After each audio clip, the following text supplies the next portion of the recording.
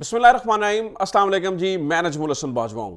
नाज़रीन किराम, आज पीडीएम का सबसे डरावना ख्वाब सच साबित हो गया है। सब कुछ करने के बावजूद, यानी कि मरियम नवाज साहिबा के वो जो कहा करती थी कि लेवल प्लेइंग फील्ड नहीं है, लेवल प्लेइंग फील्ड नहीं है, लेवल प्लेइंग फील्ड देने के बावजूद, पाकिस्तान तहरीक इंसाफ के तमाम लोगों को गिरफ्तार करने के बावजूद, इमरान खान को कॉर्नर करने के बावजूद, जमान पाक के सामने से लोगों को हटाने के बावजूद, सब कुछ करने के बावजूद भी लाखों लोग इमरान खान की कॉल पर कल निकलने को तैयार हैं।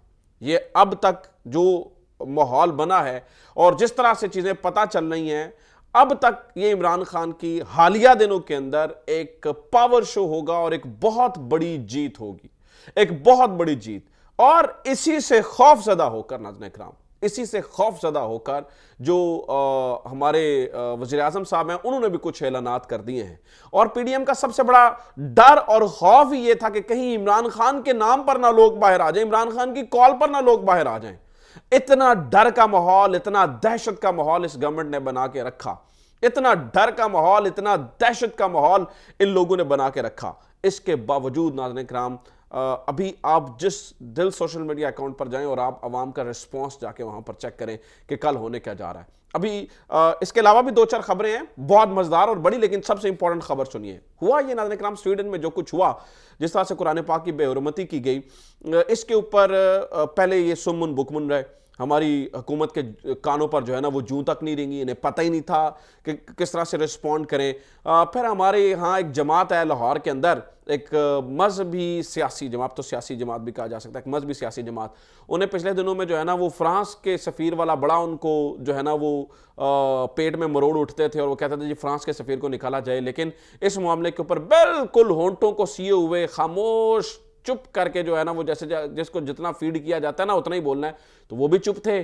जो है ना वो हमारी गवर्नमेंट भी उस तरह से कोई इन्होंने को बड़ा ऐलान नहीं किया, बड़ी बात नहीं की, वो भी चुप थे। वज़ीर आज़म साहब भी जो है ना वो बस ज़बानी कलामी मजम्मत करके मतलब मिट्टी पाओ स्कीम की तरह खामोश थे। तो इमरान खान ने इसके ऊपर एक असूली फैसला लिया और उन्होंने ये कहा कि जुम्मे के दिन जो है वो एक बहुत बड़ा एहतजाज आप सब लोग जो है वो बाहर निकल कर करें और प्रोटेस्ट शो करें और ये बताएं कि दुनिया को ये बताएं कि इस चीज़ को किसी भी सूरत बर्दाश्त नहीं किया जा सकता। हर चीज़ बर्दाश्त हो सकती है, ये चीज़ जो है ना वो कम से कम बर्दाश्त नहीं हो सकती। और आपको पता है कि इमरान खान का शुरू दिन से इस्लामोफोबिया के ऊपर जो है ना वो एक स्टैंड रहा है और उन्होंने इसके ऊपर जो है ना वो शुरू से मेहनत की है। तो नाज़रीन किराम, अब इंटरेस्टिंग बात यह है कि इमरान खान की इस कॉल के ऊपर मुल्क भर से लोगों ने लब्बैक कहा।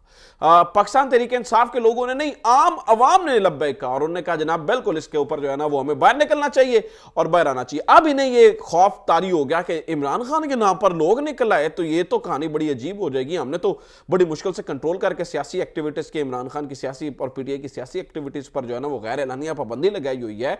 तो ये तो खैर है तो एक मजहबी एक्टिविटी, लेकिन होगा ये कि इसके बाद जो है ना वो ये इंप्रेशन जाएगा कि अभी इमरान खान के कॉल पर अभी भी लोग जो है ना वो निकल सकते हैं और फिर एक हौसला दूसरे सियासी लोगों के अंदर भी पैदा होगा कि भाई पहले अगर वो उस कॉल के ऊपर निकले हैं और लोग आ जाते हैं तो इसके ऊपर भी निकला जाए। तो इन्होंने कहा कि ये तो काम बड़ा खराब है। फिर इन्होंने इधर उधर पूछा कि हुण करिए की, हुण फास्ते गया करिए की।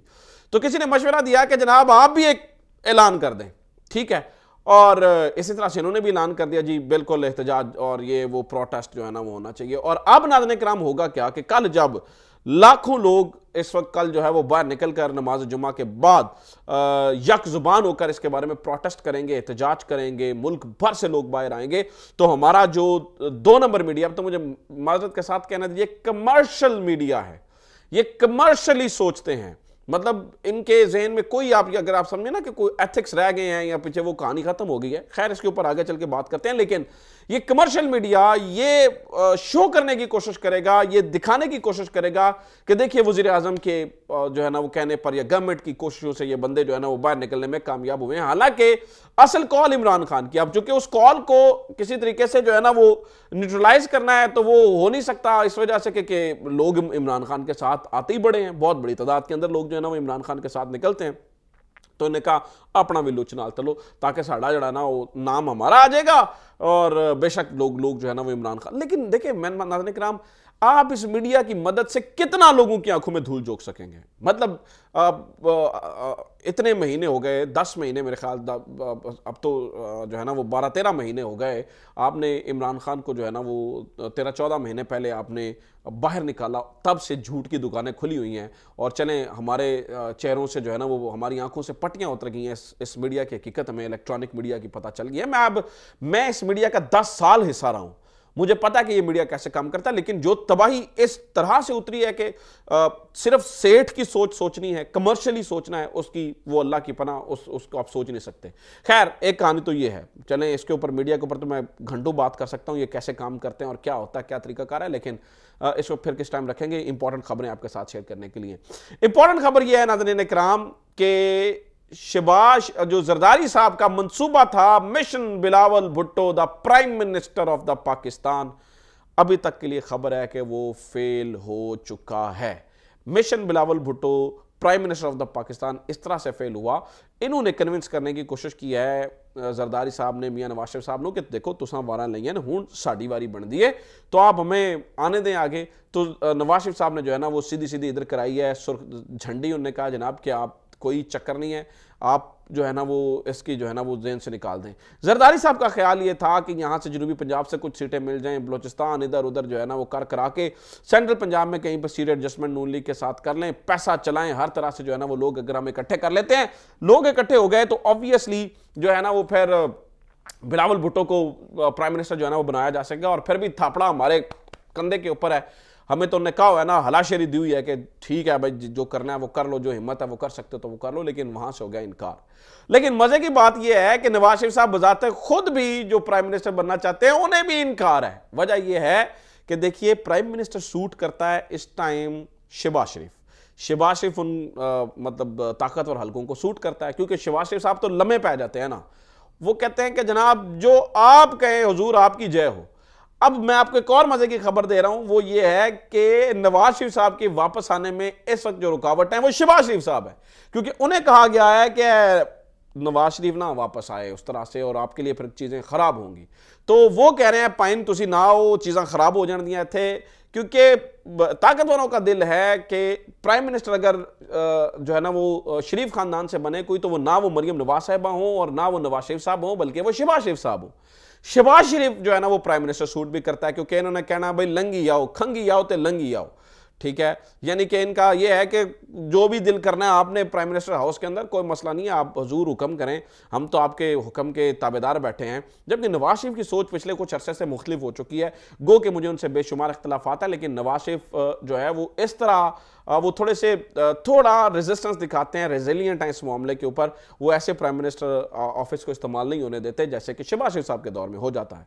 तो उधर दिल है शहबाज शरीफ साहब प्राइम मिनिस्टर बने, इधर जो है ना वो मियाँ नवाज शरीफ कहते हैं कि भाई अगे तेन 1.5 साल वास्ते प्राइम मिनिस्टर बनाया हूँ और पार्टी का नाम भी खराब हुआ और ये हुआ, तो अब या तो मियाँ नवाज शरीफ साहब जो है ना वो पहले कैंडिडेट हैं और उसकी आप देखते हैं कि तैयारियां भी शुरू हो चुकी हैं। आप ये देखें कि जिस तरह से यहाँ पर जो आज एक फैसला आया और प्लॉट अलॉटमेंट केस के अंदर जिस तरह से बरी किया गया उन्हें, एक बंदा इश्तिहारी अदालतों से और उसके हक में फैसले आ रहे हैं। यार मतलब इस कानून ने मेरी आंखों ने और क्या क्या देखना है पाकिस्तान के अंदर। मतलब आप इससे ज्यादा और क्या एक्सपेक्ट कर सकते हैं कि पाकिस्तान के अंदर कि एक इश्तिहारी के हक में फैसला आ जाए और उस इश्तिहारी के हक में यह तक लिखा जाए, उस इश्तिहारी के हक में यह तक लिखा जाए जी उनके इससे पहले जो उनके खिलाफ केसेस थे वो तो सियासी इंतकाम पर बने हुए केसेस हैं।